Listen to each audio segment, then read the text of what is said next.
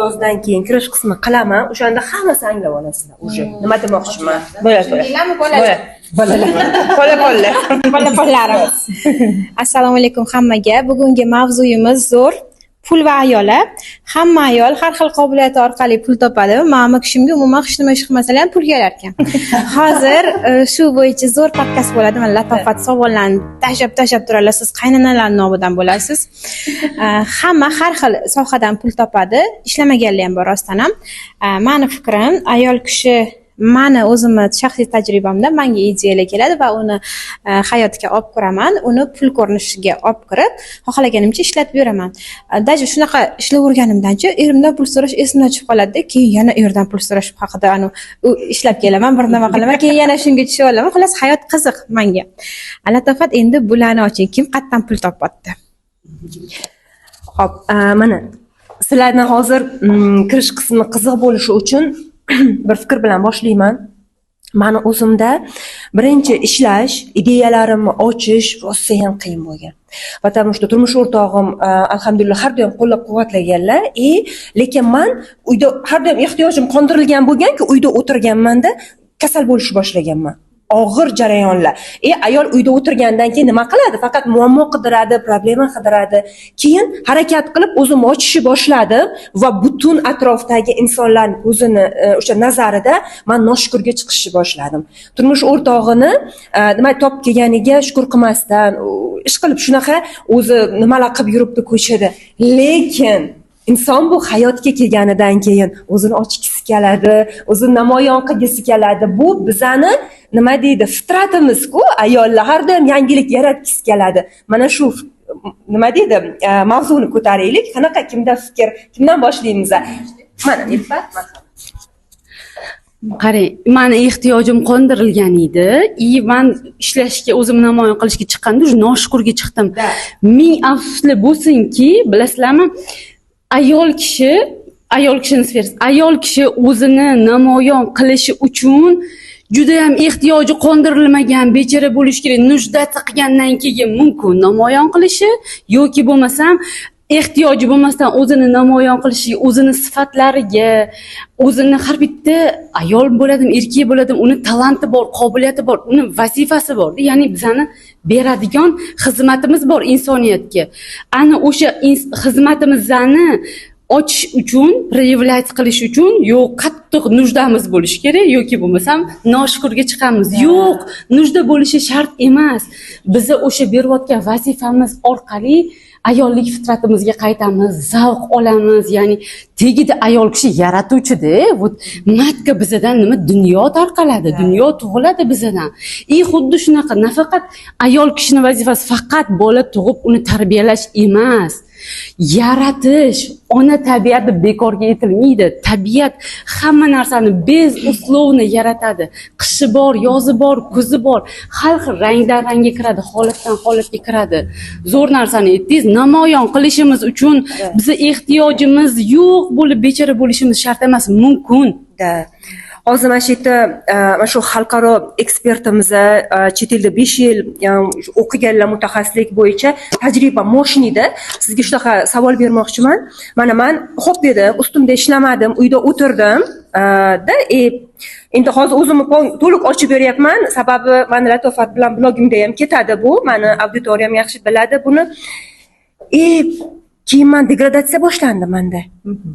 Ayol puling bo'ladimi? Mashinang bo'ladimi, uying bo'ladimi, farzandlaring, turmush o'rtoq, hammasi senda bo'lgani bilan sen o'zingni ichingdan berib nimagadir erishib pul topmayapsanmi? Degradatsiya ekan. Bu sizning fikringiz qanaqa shu mavzuda? Rahmat kattakon Latofat savolingiz uchun. Aslida har bitta insonda o'zini ehtiyoji bo'ladi-da. Men tug'ilgandan hozir aytdingiz, talanti bor, har bitta inson iqtidori bor-da. Uni agarda inson namoyon qilmasa haqiqatdan degradatsiya bo'ladi. Xoh erkak bo'lsin, xoh ayol bo'lsin-da. Misol uchun mana Nilufar, sizda aytyapsiz, izobilniy bo'lganman izначально, ehtiyoj bo'lmagan, но все равно проявленность bo'lgan-da. Men o'zimni namoyon qilishim kerak, men buni ko'rsatishim kerak degan narsa bo'lgan. Manda mutlaqo teskari bo'lgan. Hech qachon menga pul berishmagan. Men tirishib, tirmashib, vechni qiynalib pul topganman-da. Mana shu diplom olganimda ham birinchi marta men pul so'raganman. Iltimos, meni podдержка qilinglar, menga pul kerak, ofis ochishimga, jihozlar olishimga. No, menga yo'q javobi berilgan, rad etilganman. Shunda men uchun bu aslida qattiq zarba bo'lgan. Lekin aynan o'sha zarba hozircha umuman meni juda qattiq o'stirgan. Men hozir kim bo'lishim mana o'sha yo'q deganlar tufayli bo'lganda. Ya'ni men o'sha potensialimni ochishimga bu narsa menga juda qattiq yordam bergan. Поэтому men o'ylaymanki, bu yerda xoh sizni podдержка qilishadimi, qilishmaydimi, любой inson o'zini mana shu ochib, ko'tarib, hozir aynan mana shu 2026-yildan mana shu проявленностьga juda qattiq ham ehtiyoj bo'lyapti, ham bunga imkoniyatlar ham yaralyapti.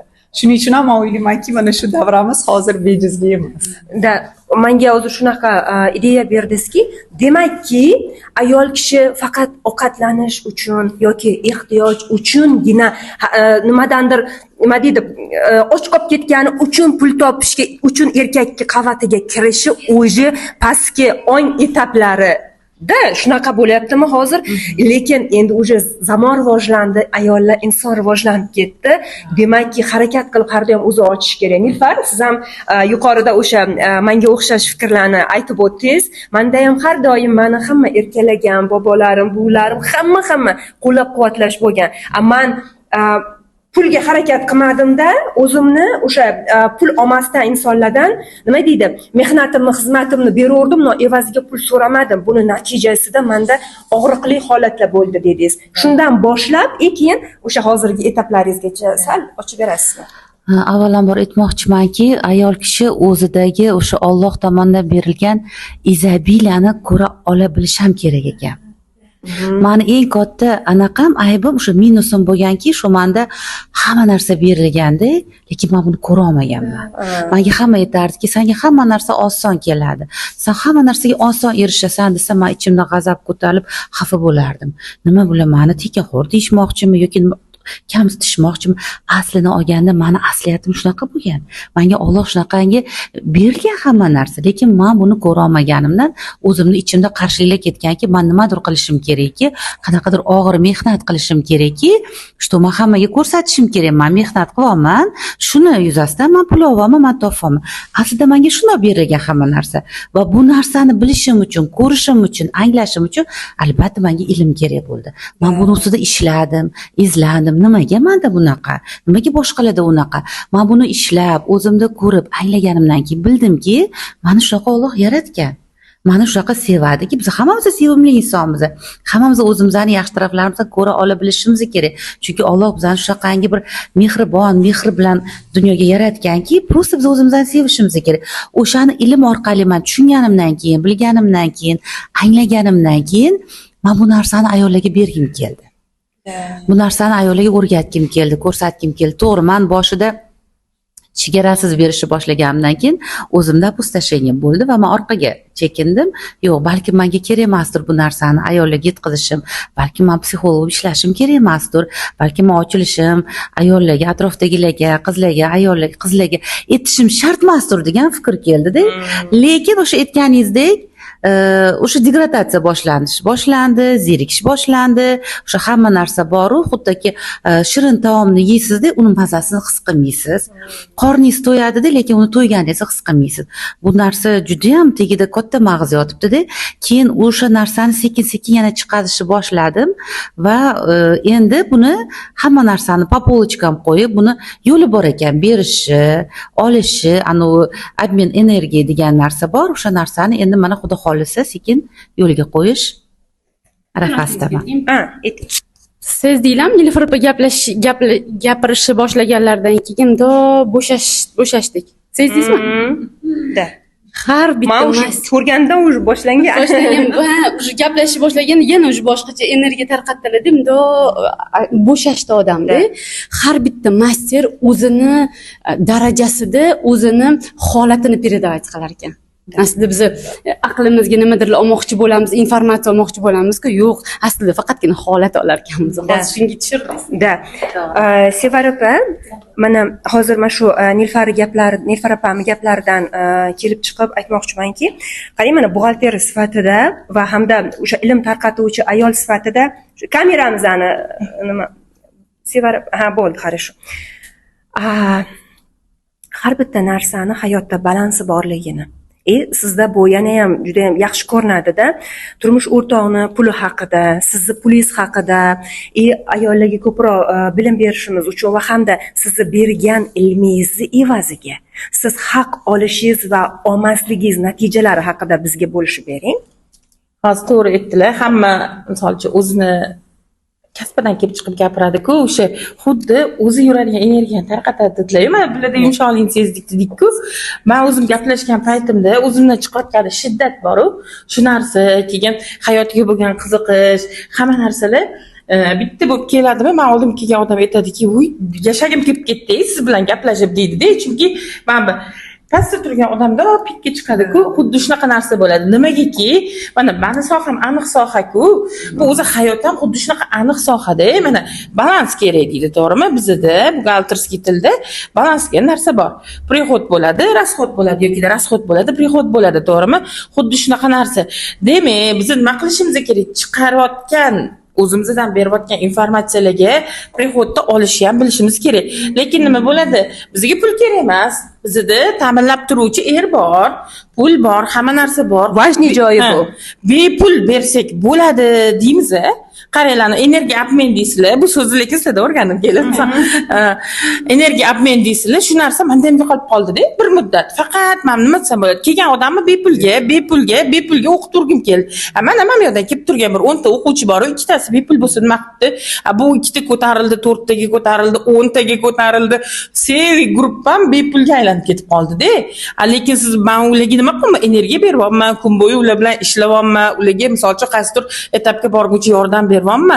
O'zimda so'nish bo'lib qoldi, xuddi shunaqa. Sizlarga aytganda, shu darajada so'nish bo'ldi. Men umuman tashlab qo'ygim keldi. Qilgim kelmaydi shu ishlarni-da.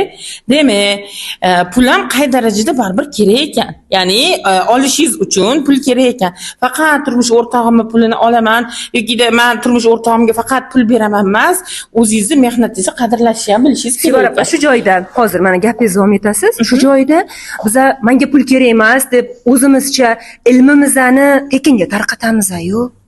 U tekin narsani qadri qanaqa bo'ladi va ularni ham balansini buzib qo'yar ekanmiz. Ya'ni hayotni olish berish qonuniga ta'sir qilib qo'yar ekanmiz. Bu ham farosat ekanda. Marhamat, davom eting. Shu joydachi bitta narsani men qilib o'taman, xuddi shu narsa bo'lgan. 2023-yilda yanvar oyida o'zim xohlab men bu yordamga muhtoj degan odamlaringiz bo'ladi-yu, shular pul to'lab o'qiy olmaydi, lekin bularga pul ko'proq kerak degan narsa bo'ladi. Ana o'shanaqalardan bir 10 ta odamni yiqqanman, bepul o'qitaman deb. 7 oy o'qitganman, 4 oylik kursimni. Lekin ichidan hech kim buxgalter bo'lmadi. Bir donasi hattobi buxgalter bo'lgani yo'q. 3 oy, 4 oyda pul to'lab o'qiydiganlar buxgalter bo'lib ishlab yuribdi-da. 7 oy daji bulardan 2 barobar ko'proq energiyamni bersam ham pul bermaganda, ya'ni qadrsizlanish mana shu joyda ekan, deyapman, siz olmayapsizmi? E'tibor qiling, ko'p tekin kurs so'rashadi, to'g'ri. Tekin kurs tanish uchun so'rang ayollarda, lekin baribir natija uchun albatta balans qonunini joyiga qo'yib qo'yganingizda Allohdan sizga ham yechim keladi. Birinchi daraja tanish uchun